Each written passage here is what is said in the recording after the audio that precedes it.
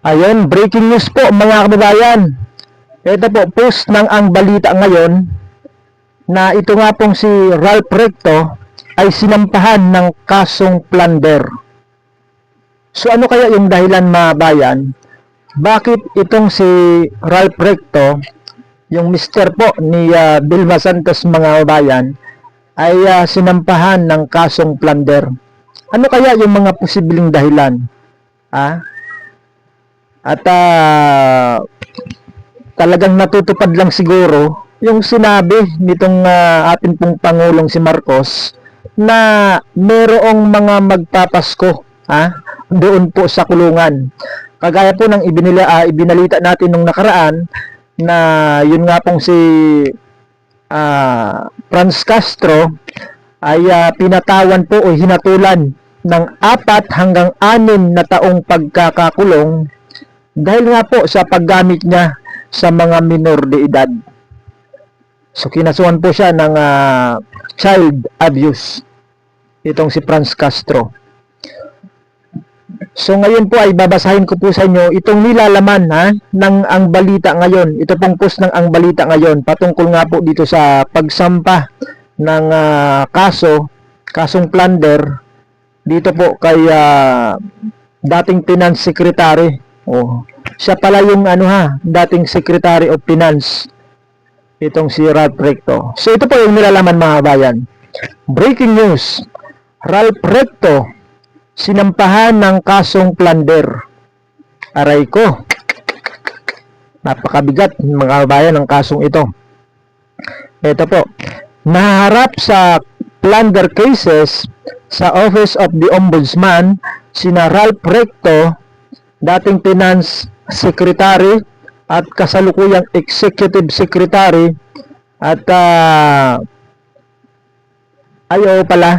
siya pala yung dating Finance Secretary pero inilipat po siya, inappoint po siya ni Pangulong Marcos bilang Executive Secretary kapalit ni Lucas Bersamin mga bayan na nag-resign.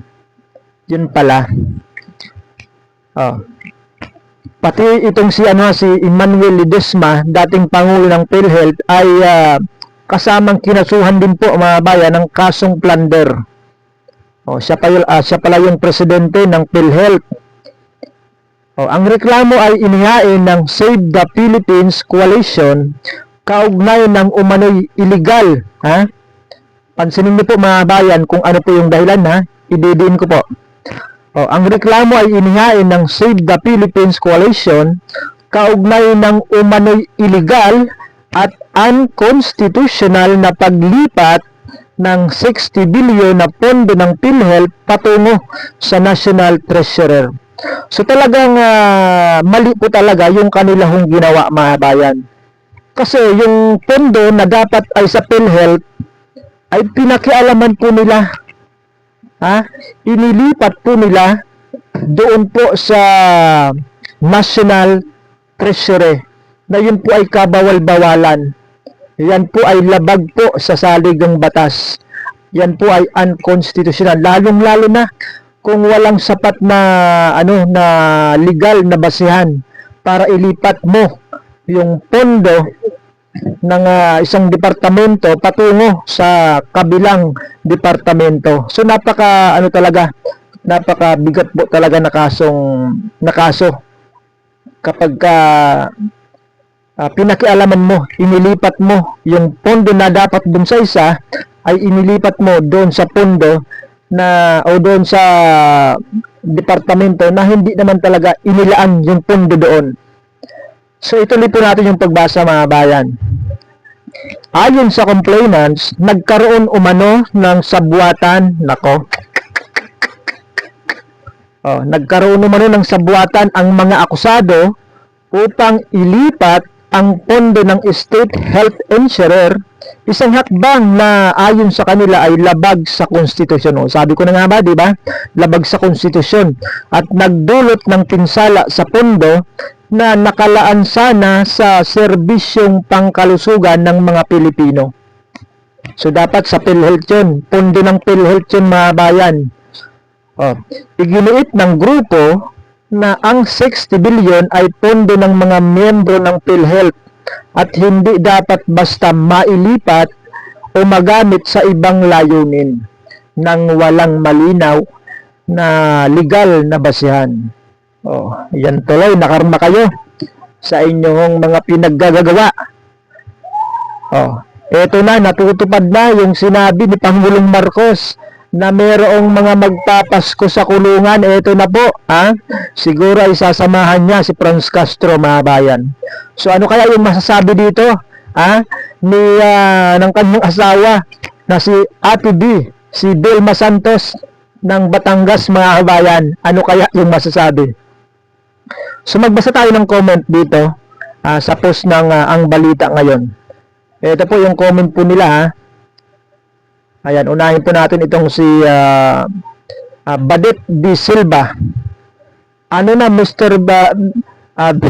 Vilma Santos, puro kasi pagnanakaw ang nasa utak. Karma na yan. Di ka ba sinaway ni Vilma Santos sa pinagagawa mo? Ay, nako, sabi ni Badit D. Silva.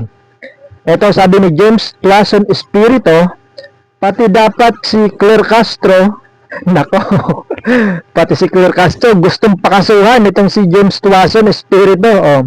Ito, pati dapat si Claire Castro sampahan dahil yan ang magaling magsalita para sa Pangulo at sila yung gumagawa ng hakbang upang ubusin ang kaban ng bayan. Nako, pinag-iinitan din pala itong si Claire Castro, mga bayan. Eto, Gilbert San Pedro Lim, yan pa, isang rektong yan, kapal mukha niyan. Hamo, darating ang karma ninyo, mga minura. Mga magnanakaw kayo, hirap na kami taong bayan, maawa kayo. Sabi ni Gilbert San Pedro. Ito pa, sabi po ni